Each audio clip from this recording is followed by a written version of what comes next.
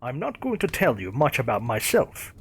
I won't recount my life story here, if only because it isn't relevant. Suffice to say, I'm an ordinary guy with a well-paid but uninteresting job.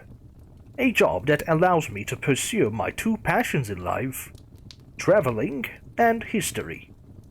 From a young age, I've always been fascinated with history, and particularly military history, having studied the subject in school and college. As an adult, I continue to devour books, while using my downtime to visit museums and former battlefields across the globe. I've been everywhere from the beaches of Normandy to the jungles of Southeast Asia, and have visited institutions as diverse as the Imperial War Museum in London to the Military Museum of the Chinese People's Revolution in Beijing.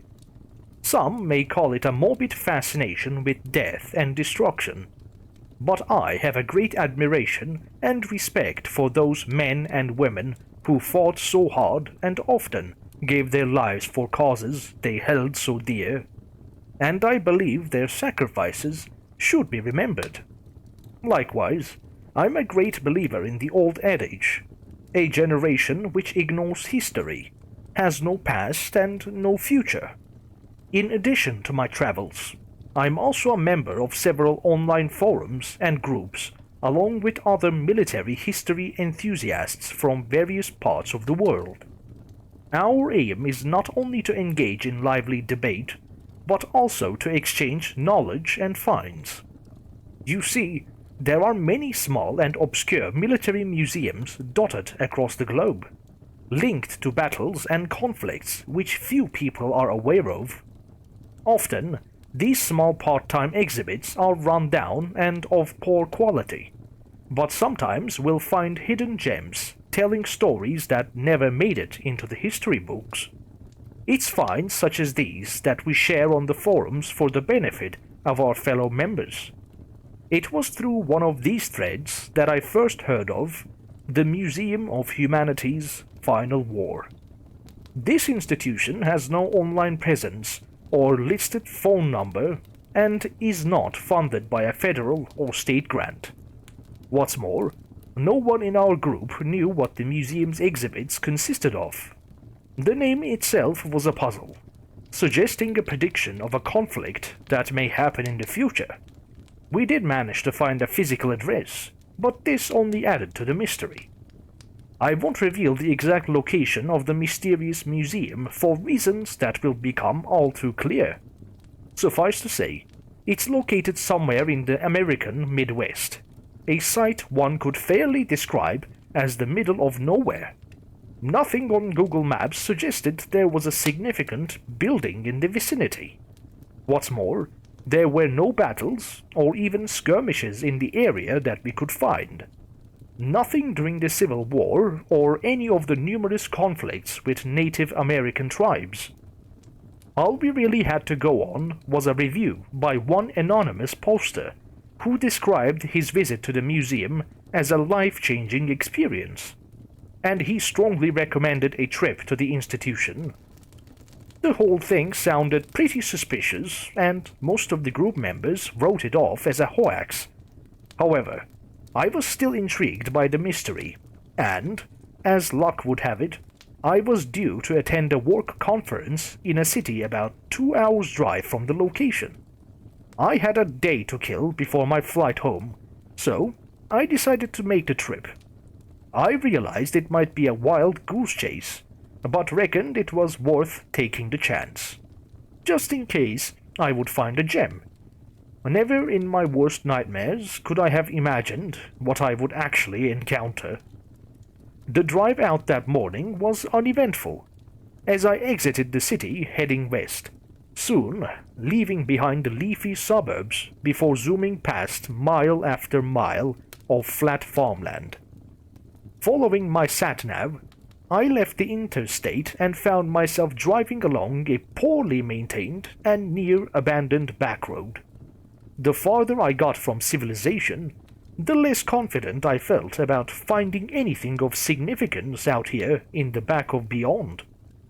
My heart sank when I reached the location and found nothing but a long-abandoned gas station, with rusty old pumps and a vandalized forecourt, its glass frontage smashed and interior gutted. I felt like such a fool, having driven all this way for nothing. Nevertheless, I decided to get out of my rental car and take a stroll around the decrepit structure, just on the off chance I would find something of interest. This was when I saw him, a solitary figure emerging from the crumbling forecourt and walking in my direction, with a wide yet somehow sinister smile etched across his lips. I took a step back as he approached, his hand outstretched. He was an odd-looking individual, dressed in a tweed jacket and tight-fitting waistcoat, and sporting a tidy grey beard and smartly framed spectacles. His wide smile looked put on, and there was a glint in his deep blue eyes, which suggested a barely concealed malice.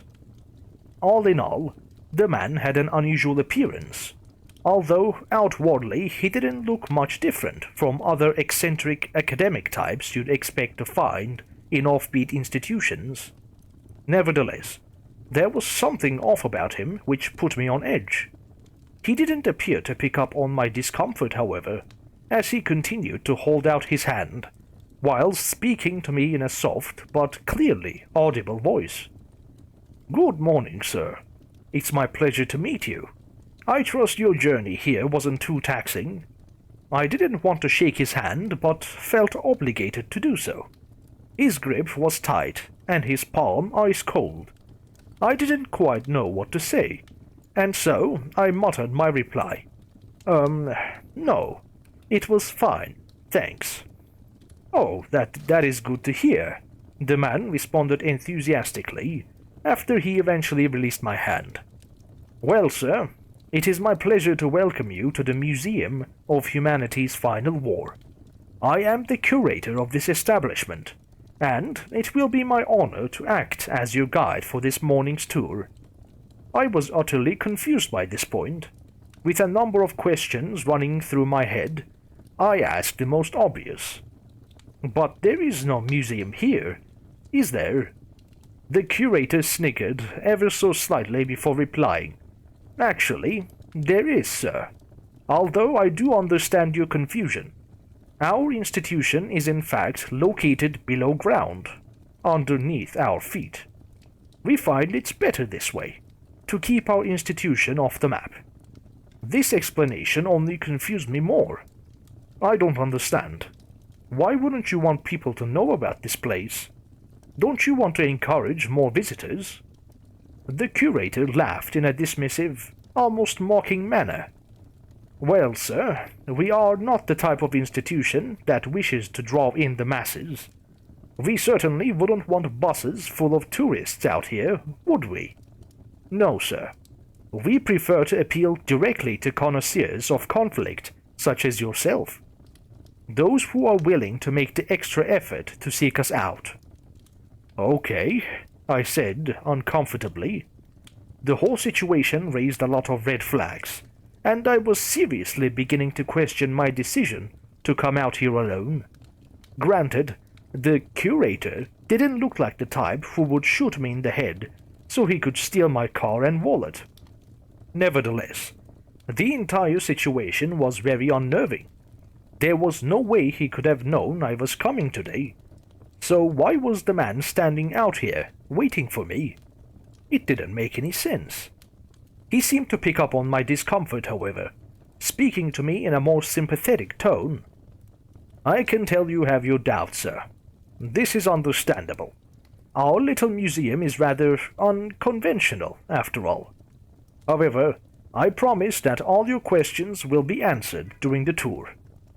Now, would you care to accompany me to the elevator?" "What now?" I said with surprise. "Don't I need to buy a ticket? And aren't there any other guests coming?" The curator smiled thinly, whilst shaking his head. "We don't charge an admission fee, and I prefer to give one-to-one tours. Much more personal, don't you think? Now, shall we?" At that, He turned his back on me and started walking towards the gas station forecourt. I had a decision to make in that moment. I could either turn heels and run back to my car, or I could follow this mysterious man and see where he would lead me. I know what I should have done, but I still felt drawn to the mystery. Curiosity can be a dangerous thing, and I let it get the better of me on that day. I followed him past the disused gas pumps and into the smashed-up forecourt, almost tripping over the trash and assorted debris. This wasn't like the entrance to any museum I'd ever visited before. What drew my attention, however, was the elevator door located at the rear end of the decrepit building. It looked like it had been newly installed at considerable expense. Stainless steel with a digital floor display, and buttons lit up and ready to push. The curator summoned the elevator, and I watched as the door slid open. "After you, sir," the curator said, whilst gesturing towards the waiting lift. I hesitated for just a second before stepping forward, feeling more than a little uneasy as the curator followed me inside and the door slammed shut. I don't know how far the elevator descended into the guts of the earth, but it seemed like we were going down for an eternity. Throughout the descent, the curator stood perfectly still, his smile gone as he glared straight at me with deadpan eyes. I felt nervous in that moment, as I feared the curator would lash out with the intention of doing me physical harm. I thought I might need to defend myself, but he never moved a muscle. I felt relief when the elevator finally reached the lower floor, and the doors opened with a ping. But of course, I had no idea what lay before me. We exited the lift and the curator led me down a long concrete corridor. I realized how exposed I really was down there, as my heart beat faster and I began to sweat heavily. "What is this place?" I asked nervously. The curator answered without turning to face me. "A former government installation that we acquired for our purposes." A government installation? I had images of a former missile silo or fallout shelter. This only added to the mystery and to my apprehension. Finally, we reached the end of the corridor and found the security door blocking our path. The curator typed the code into a keypad, opening it and inviting me inside. When I stepped through those doors, I couldn't believe what I saw. A vast subterranean chamber, its ceiling at least 60 foot high and with a length about the size of 2 football fields. And the vast bunker was filled with military hardware and weapons. Big screens displaying footage, and so many exhibits behind perspex glass. It was a literal treasure trove of military history, making for one of the most impressive museums I'd ever seen. The only thing missing was a gift shop. I was truly astonished by what I saw before me, as I walked forward in a state of awestruck wonder, only for the curator to stop me in my tracks, as he placed an ice-cold hand on my shoulder and whispered in my ear. "Please, sir, I must insist that we stick to the official tour." "I don't understand," I responded. "How did you get all this hardware?" "All will be revealed, sir. You just need to be patient. Now, shall we begin?" I nodded my head and submitted to his wishes. He led me to the first exhibit, the sign above the cordoned-off section reading, "The Beginning." The curator began to speak in an authoritative tone. What is war, if not an act of conquest? And conquest is merely the exploitation of weakness. The time before the final war was one of decay, both moral and physical. Human civilization had reached its nadir during the first half of the 21st century, an inevitable result of corruption, conflict, terrorism, pandemics, greed, and environmental destruction. All this meant the time was ripe for the enemies of humanity to make their move. The enemies of humanity. This expression puzzled me, but I stayed silent for the time being, hoping to find out more. And of course, we played our role in promoting chaos, using fifth columnists to spread fear and hatred. He motioned me towards a big screen, which suddenly burst to life. The screen displayed CCTV footage of an office complex divided up into cubicles, with workers sitting and staring at monitors. A second later, a lone gunman armed with an assault rifle burst into the building, firing without mercy at the unarmed workers, hunting them through the complex while reloading, slaughtering at least a dozen people before moving off-screen, leaving blood and corpses on the floor behind him. The next piece of footage showed a man in a heavy coat entering what looked like a place of worship, with parishioners kneeling in prayer along the pews. The man walked halfway up the aisle before he was noticed, suddenly discarding his heavy coat to reveal a bomb strapped to his chest. Before anyone could react, he detonated the device, and the camera feed was replaced by static. I found the footage of these terror attacks overly graphic and distasteful, but made no comment. Beside the video display were various exhibits behind glass, including an AR-15 assault rifle and a suicide bomber's vest, along with details of numerous other attacks, as well as various schemes to promote political division and manipulate financial markets. When I'd finished reviewing the exhibits and material, the curator led me to the next section of the museum, entitled The First Strike. No doubt you've heard of the four horsemen of the apocalypse: conquest, war, famine, and death.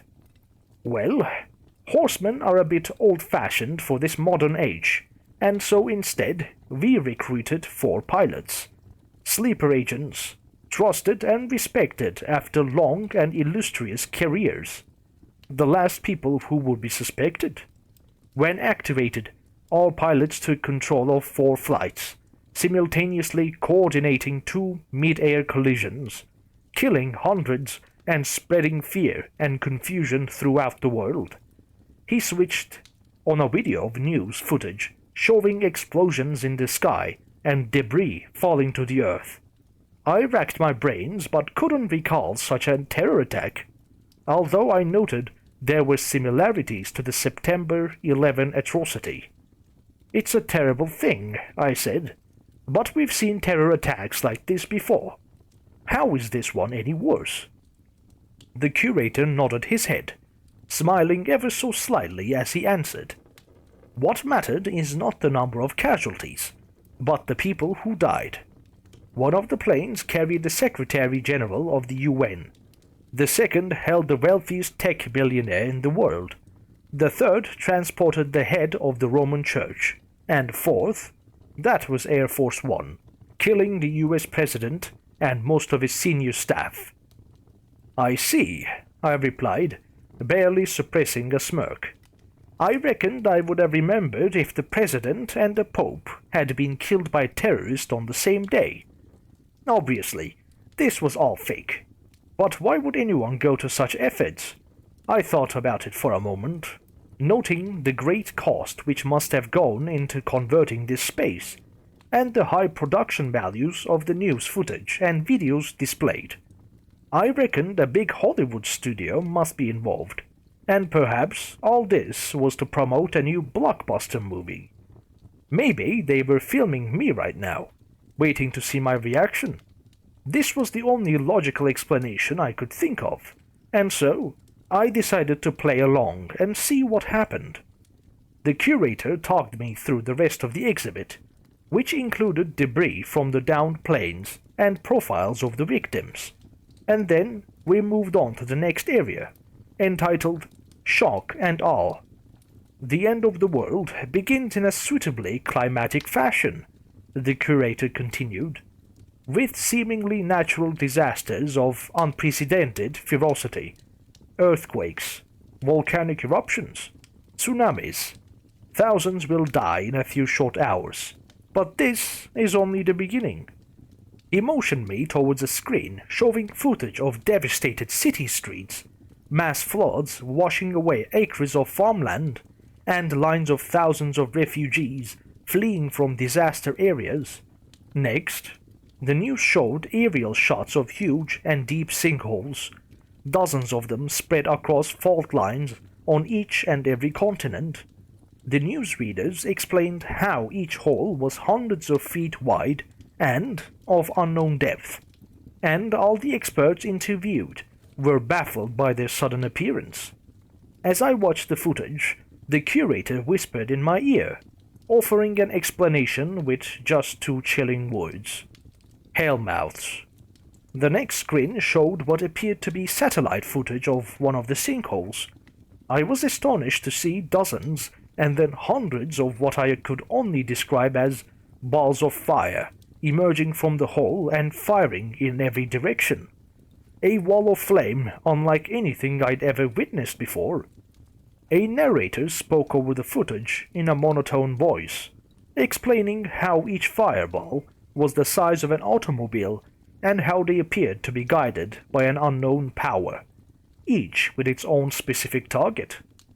There are 1,000 sinkholes across the globe, the curator added, and thousands of fireballs emerge from each one, meaning millions of coordinated strikes upon every nation-state on the planet. More clips followed, and it became clear that the fireballs were virtually unstoppable. In one scene, a surface-to-air missile was fired, but simply passed through the flaming orb, not even diverting it from its course. The next clip showed a squadron of F-22 Raptors flying in formation, all suddenly being struck in mid-air, blown to smithereens before either their pilots or automated defense systems could react. The footage switched to iconic buildings across the world. The White House, Pentagon, Westminster, the Kremlin, and the Great Hall of the People, to name but a few. They were all in flames, burning to the ground after multiple strikes. I had to admit that it all looked very realistic, even if the destruction of famous landmarks is something of a disaster movie cliché. Alongside the big screens, there were a number of props on display, including the charred remains of the Resolute desk, normally found in the Oval Office.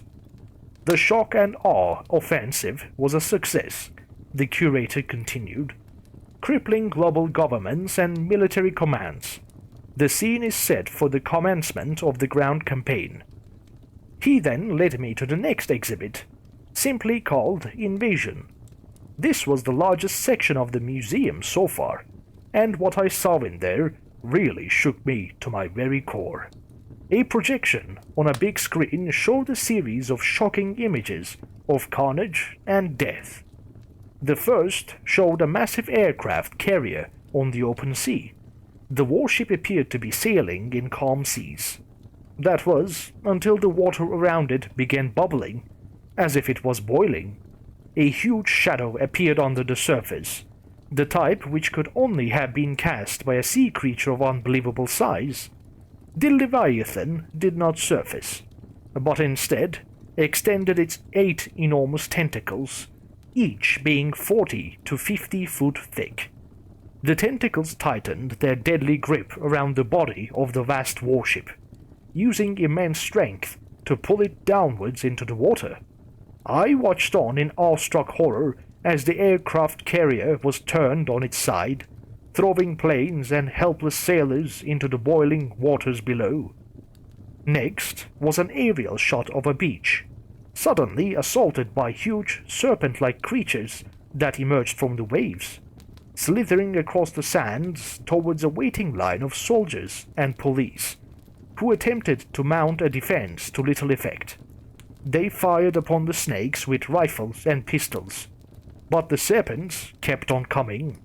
In a moment, they were on top of the defenders, literally devouring the men by swallowing them whole. With the defenses defeated, the monsters were free to attack the city beyond. The curator had remained silent for several minutes, letting the footage speak for itself, although he did offer a short commentary before the next scene. Our offensive was assisted by local allies, although many of them were not exactly willing participants. To emphasize the point, I watched a film of an open plaza, which I recognized as being Tiananmen Square in Beijing. A company of Chinese troops had set up a defensive perimeter, only to be assaulted by thousands of civilians in a zombified state, screaming bloody murder as they literally threw themselves at the line of heavily armed soldiers. The troops opened fire with every weapon in their arsenal, slaughtering hundreds in a matter of minutes, but the horde kept on coming, with zombies climbing over the corpses of their comrades to reach their objective. Soon, the horde overwhelmed the soldiers, literally ripping the troops to pieces and soiling the plaza with their blood and guts. It was horrific, but there was worse to come. The next shot showed the helmet cams of soldiers moving through a forested area in the dark, using night vision to survey their surroundings. I heard them speak with one another through their headsets. They all had British accents, making me think they must be UK Special Forces, most likely from the SAS. The atmosphere was tense, and it seemed like the troops were expecting an attack or ambush at any moment. Suddenly, there was a rapid burst of movement on the path ahead, as a creature leapt upon the lead soldier before he was able to react, dragging his body into the undergrowth. The man's screams were still audible as the commander gave the order to open fire, and the screen was filled with tracer bullets and the chaos of battle. More attacks followed, with soldiers being sliced to pieces or dragged into the tree line by creatures that moved so quickly they were impossible to take down. And then, the soldier with the helmet cam looked up, seeing a monster perched on a tree directly above his head. He illuminated the creature with the torch mounted on his gun, revealing what I can only describe as a werewolf, its teeth and claws razor sharp, and its eyes burning a demonic red. The soldier pulled the trigger a split second after the werewolf leaped from the tree, but it was already too late. The monster tore into him, ripping and shredding his flesh in a violent frenzy. The man screamed before his camera feed cut out. The final scene in the reel was the most shocking. The camera view showed the city, streets somewhere in the US, a city transformed into a war zone. A party of American troops had set up a roadblock and were facing an enemy as yet unseen. The ground shook, indicating that something huge and powerful was making its way down the street. And a moment later, it came into view. A huge demon, easily 50 to 60 feet tall.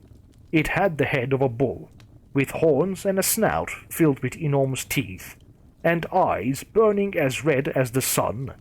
Its body appeared like that of a man, and its mighty legs like those of a goat, complete with cloven hooves that cracked the tarmac as the monstrosity marched along the suburban street. The soldiers opened fire with assault rifles and a machine gun mounted on top of an armored Humvee, but their bullets had no effect, merely bouncing off the beast's body as if its hide was made of steel. Suddenly, a projectile was fired from somewhere off-screen, probably a shoulder-launched missile or RPG. The projectile struck the demon in its torso, causing the beast to roar aloud in pain and anger. The monster reacted by pulling a weapon from its sheath, a sword made of fire and at least the length of 2 men. With one mighty sweep, it took out a dozen soldiers, literally cutting them in two, smearing the street with their guts and internal organs. Men screamed as the demon used his sword to smash through the roof of the Humvee, before it continued its thumping advance down the blood-strewn street. A moment later, Another two demons, both as large and strong as their leader, marched into the shot, finishing off any survivors with their swords, or by crushing them underneath their hooves. There were many other scenes of brutal atrocities and monsters stalking the earth, but as hard-hitting as the footage had been, it was nothing compared to the exhibits located in this section of the museum. The curator directed me towards a group of dummy soldiers behind the glass. A dozen troops from different armies, American, Russian, Chinese, Indian, and others, all dressed in their national combat uniforms and with assault rifles pinned to their chests. It was only on closer inspection that I realized it wasn't plastic mannequins dressed up in uniform, but rather mummified corpses, dead men with discolored skin, their eyes removed and empty sockets staring out at me. The bodies were frighteningly realistic and totally grotesque. I looked to the curator for an explanation, but he merely shrugged his shoulders before answering. I would like to say they fought bravely, but the truth is, most of humanity's armies were crushed in a matter of days. I shook my head in disbelief, astonished at the lengths they'd gone to. Still mesmerized, I wandered through the rest of the exhibits as the curator patiently waited for me to finish. Above my head, hanging from the ceiling, was the fuselage of a F-35 Lightning jet. One of its wings had been shot off, but otherwise it was nearly intact. I looked to its smashed-up cockpit and noted that the charred remains of the pilot were still inside. Below the aircraft sat a Russian T-14 Armata tank, with a huge hole clearly visible through the top of its turret, making it look like a pierced tin can. There were many more vehicles and weapons on display, state-of-the-art military hardware that would have cost millions to manufacture and maintain, now reduced to useless pieces of junk. It was an extraordinary, yet horrifying sight to behold, and I began to question the motives of whoever had set this all up. When I finished my review, the curator pointed me to another big screen and offered me further narrative. The surviving remnants of Earth's political and military leaders hauled themselves up in their bunkers during the final days. Desperate and out of options, they authorized nuclear strikes against our Hellmoths, hoping they could halt the invasion. But alas, they only succeeded in killing millions of their own people, whilst hastening the destruction of the planet. The screen showed footage of ICBM strikes, of nuclear detonations brighter than the sun, mushroom clouds ascending into the skies, and of devastated landscapes.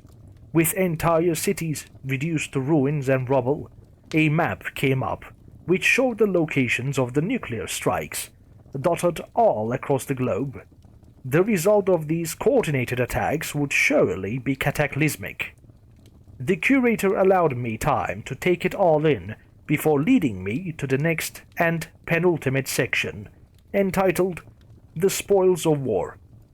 With victory now assured, the time had come for my master to claim what is rightfully his, namely, the bodies and souls of the conquered.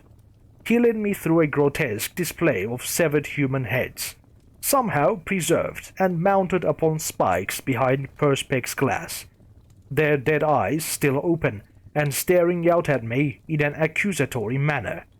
The decapitated heads belonged to political, military, business, and religious leaders, several of whom I recognized from the news.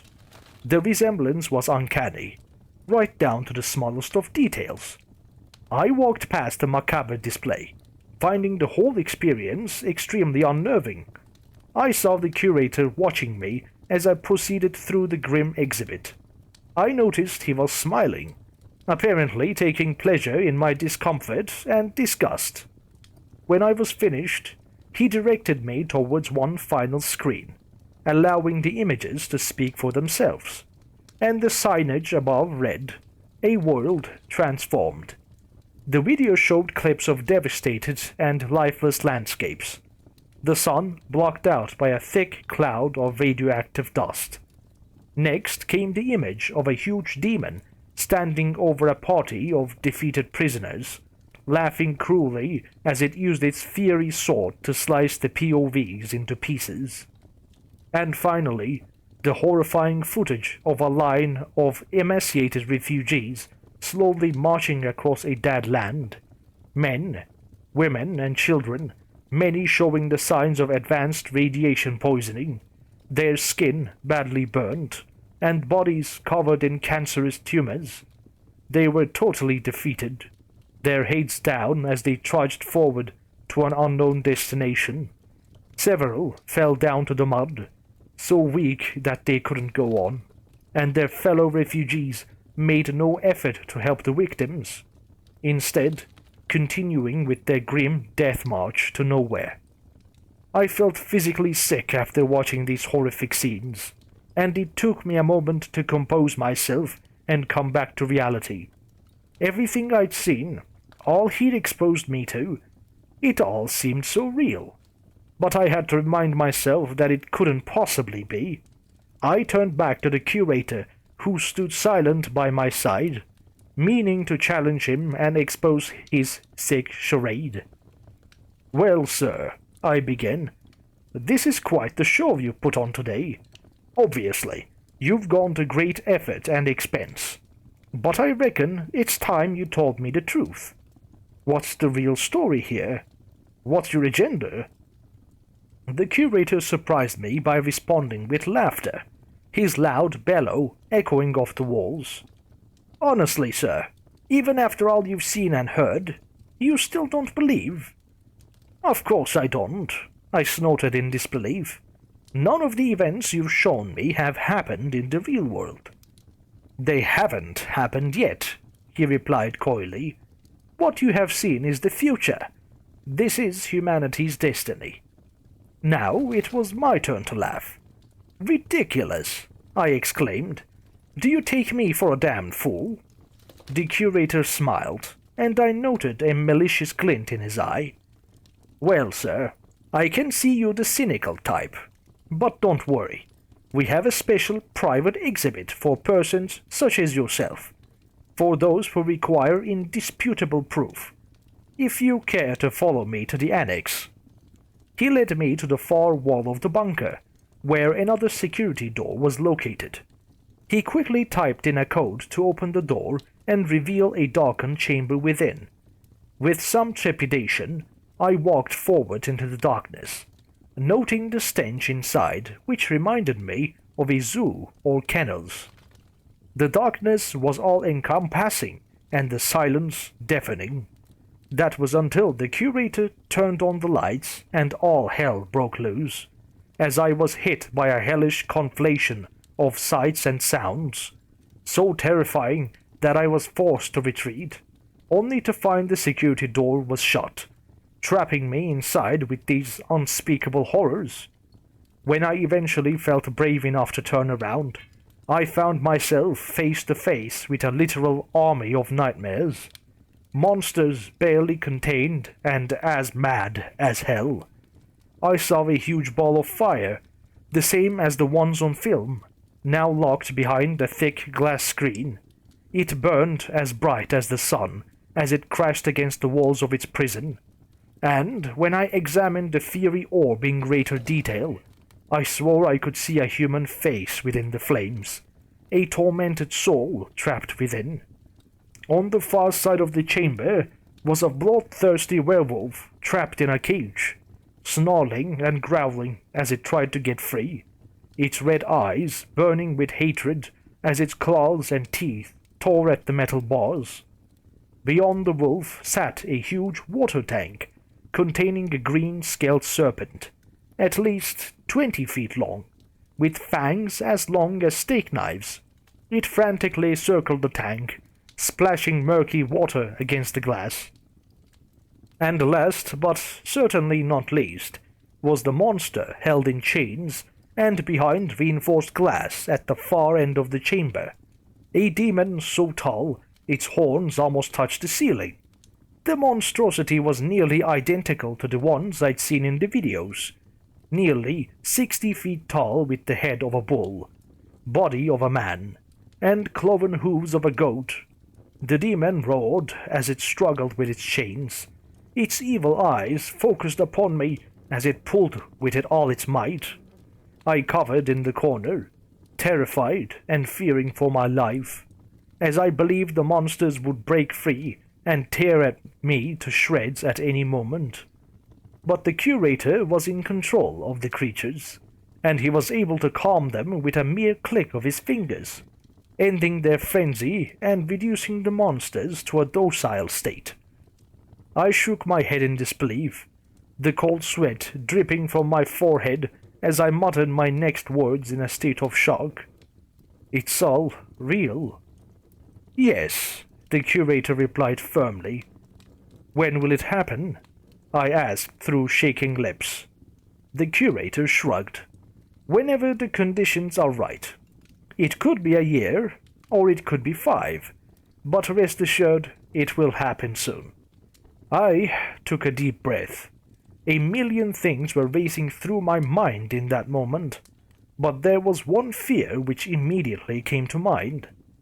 "You're not going to let me leave this place, are you?" I asked nervously, because now I know the truth. The curator laughed aloud once again.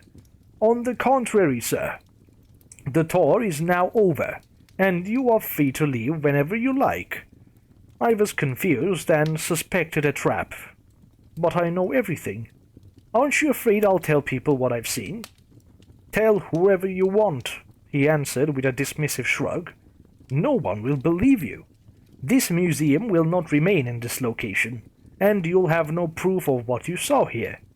At most, you'll contribute to the existing undercurrent of fear and paranoia, which will only assist in my master's plans." I shook my head in disbelief, feeling faint as the monsters continued to stare me down. "Surely you don't think you'll get away with this?" I demanded. "Oh, I know we will," he answered confidently, the glint in his eye turning into a look of pure evil. "Humanity's fate is already set in stone. The reign of fire is nigh. Now, if you'll be so kind, sir, the museum will soon be closing, and you really should be on your way." The curator was as good as his word, as he escorted me to the waiting elevator and back to my car on the surface. I was allowed to leave unmolested. He was right about another thing too.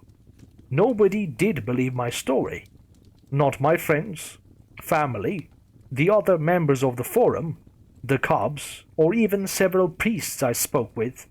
They all thought I was crazy. The police did go out to the site, but they found no evidence of any underground chamber or elevator, and the enigmatic curator was nowhere to be seen. I've never found any solid proof to confirm my claims, but rumors persist online, with anonymous posters speaking of mysterious museums popping up in remote locations. Eastern Siberia, the Australian outback, and the mountains of Tibet have all been mentioned, but there is never anything definite. So, I've come here to share my story, in the sincere hope that someone will believe me. The things I've seen, the horrors revealed to me, I just can't live with them. I don't believe humanity's fate is inevitable. We must fight back, whether it be by conventional means or with the help of a higher power. We must prepare and ultimately prevail against the forces of evil, because the alternative is too awful to contemplate.